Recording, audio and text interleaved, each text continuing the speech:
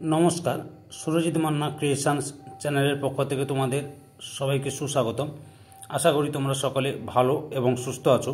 আমি তোমাদের জন্য এই ভিডিওটিতে তুলে ধরছি 2025 সালের মাধ্যমিক পরীক্ষার্থীদের জন্য এবিটি টেস্ট পেপার 2024-2025 বাংলার যে সমস্ত প্রশ্নগুলি রয়েছে সেই সমস্ত প্রশ্নগুলির মধ্যে আমি এই ভিডিওটিতে তুলে ধরছি 484 নম্বর পেজের বাংলার যে প্রশ্নপত্রের সিটটি রয়েছে সেই সিটের এমসিকিউ এসিকিউ প্রশ্ন সম্পূর্ণ সমাধান করছি।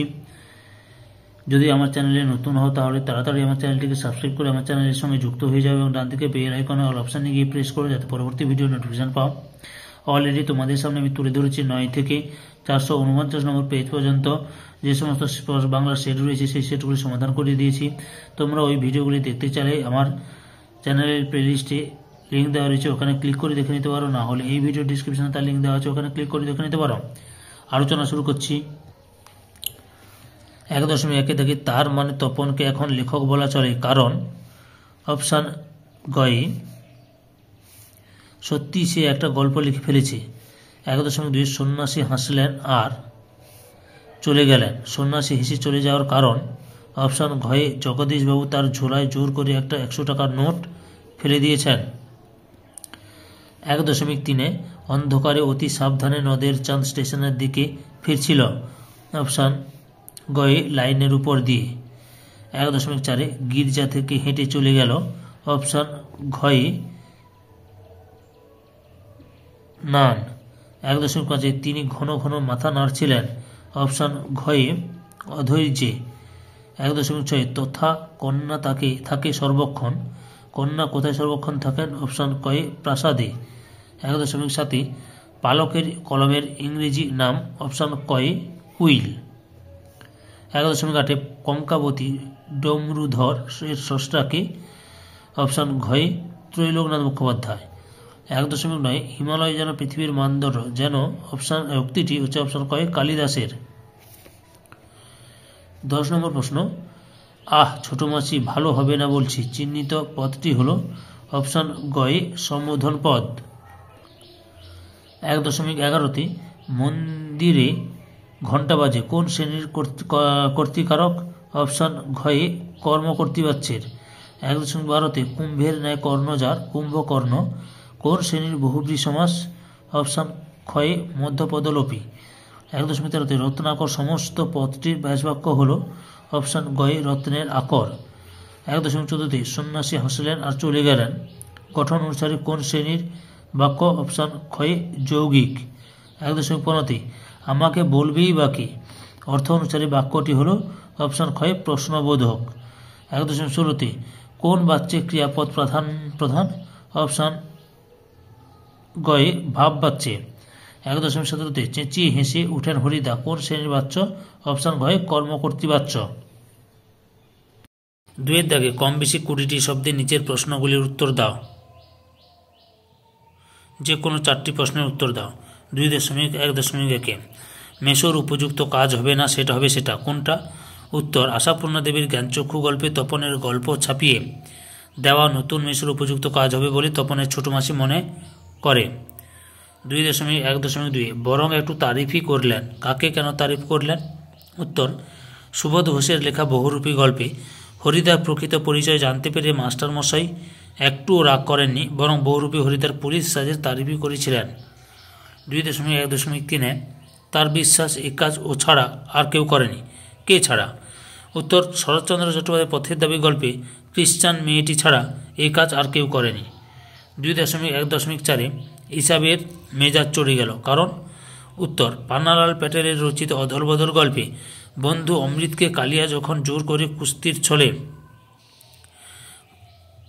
খোলা মাঠে ছুঁড়ে ফেলেছিল এবং ছেলের দল আনন্দে চেঁচে উঠল তখন তা দেখে ইসাবের মেজাজ চড়ে গিয়েছিল। 2.1.5 জলপ্রবাহকে আজ তাহার জীবন্ত মনে হইতেছিল। কেন জলপ্রবাহকে জীবন্ত মনে হচ্ছিল? উত্তর মানিক বন্দ্যোপাধ্যায়ের লেখা নদীর বিদ্রোহ গল্পের নদের চাঁদ শীর্ণকায় যে নদীকে দেখে অভ্যস্ত ছিল তা বর্ষণ পুষ্ট হয়ে প্রতিনিয়ত উন্মুক্ত জলপ্রবাহের আবর্তন রচনা করায় সেই জলরাশিকে জীবন্ত বলে মনে হয়েছিল। 2.2 দাগে যে কোনো 4টি প্রশ্নের উত্তর দাও। 2.2.1 দাগে যেখানে ছিল শহর সেখানে কি ছড়িয়েছিল? উত্তর পাবলো নেরুদা রচিত অসুখী একজন কবিতায় যেখানে ছিল শহর, যুদ্ধের পর সেখানে ছড়িয়ে থাকলো কাঠকয়লা, দোমড়ানো কিছু লোহা আর পাথরের মূর্তিগুলির বিভৎস মাথা এবং রক্তের একটা কালো দাগ।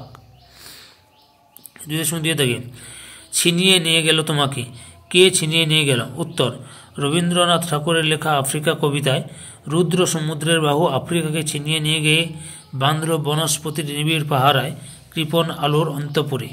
2.2.3 ধিক মোরে, বক্তা নিজেকে ধিক্কার দিয়েছেন কেন?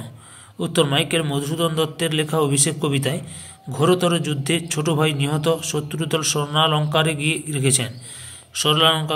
ঘিরে রেখেছেন, এমন সংকটময় অবস্থায় নারী দল মাঝে ইন্দ্রজিতের সময় অতিবাহিত করা শোভনীয় নয়, তাই এই আত্মাধিকার। 2.2.4 ওই সে মহাকাল সারথি, মহাকাল সারথি কে? উত্তর কাজী নজরুল ইসলামের লেখা প্রলয়োল্লাস কবিতায় মহাকাল সারথি বলতে কবি তরুণ বিপ্লবীদের কথা বলেছেন। পরাধীন ভারতকে স্বাধীন করতে বিপ্লবীরা মহাকালের মতো রুদ্ররূপ ধারণ করবে। 2.2.5 অস্ত্র ফেলো, অস্ত্র রাখো, অস্ত্র কোথায় রাখবে? উত্তর জয় গোস্বামী রচিত অস্ত্রের বিরুদ্ধে গান কবিতায় অস্ত্র ফেলে পায়ে রাখা যেতে পারে বলে কবি মনে করেন। 2.3 দাগে যে কোনো 3টি প্রশ্নের উত্তর দাও। 2.3.1 স্যানিটাইজড পেপার এর অনুবাদ কী হবে?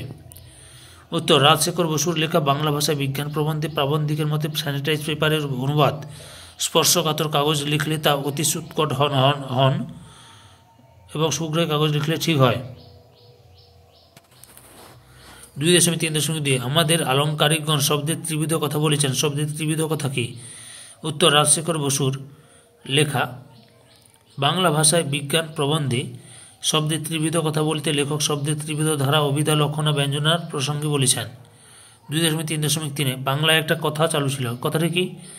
উত্তর শ্রীপ্রান্তের লেখা হারিয়ে যাওয়া কালি কলম প্রবন্ধে কালি নেই, কলম নেই বলে আমি মনীষী।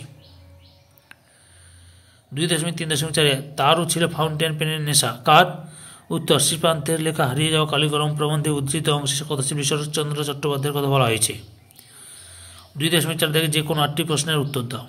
2.4.1 গৌণ কর্ম কাকে বলে? উদাহরণ দাও। উত্তর বিভক্তিযুক্ত প্রাণীবাচক কর্মগুলিকে গৌণ কর্ম বলে। উদাহরণ আমি তোমাকে কলমটা দিলাম, এই বাক্যে কলমটা হলো মুখ্য কর্ম এবং তোমাকে হলো গৌণ কর্ম। 2.4.2 ব্যতিহার কর্তার একটি উদাহরণ দাও। উত্তর রাজায় রাজায় যুদ্ধ হয়। 2.4.3 যুগান্তর পদটি ব্যাস বাক্যসহ সমাসের নাম লেখো। উত্তর অন্য যুগ, যুগান্তর, নিত্য সমাস। 2.4.4 যে সমাসে পূর্বপদ বা পরপদের অর্থ প্রাধান্য না পেয়ে অন্য একটি পদের অর্থ প্রাধান্য পায় তাকে কোন সমাস বলে? উত্তর বহুব্রী সমাস। 2.4.5 আমাদের ঘর গেছে উড়ে, জটিল বাক্যে রূপান্তর করো। উত্তর আমাদের যা উড়ে গেছে তা ঘর। 2.4.6 ছোট মাসি সেই দিকে ধাবিত হয়, নঙ্গর্থক বাক্যে রূপান্তর করো। উত্তর ছোট মাসি সেই দিকে না গিয়ে রইল না, ছোট মাসি সেই দিকে না গিয়ে রইল না। 2.4.7 অনেক বই ছাপা হয়েছে, কর্তৃবাচ্যে রূপান্তর করো। উত্তর অনেক বই ছেপেছে। 2.4.8 কর্তৃবাচ্যকে কর্মবাচ্যে রূপান্তর করার দুটি বৈশিষ্ট্য লেখো।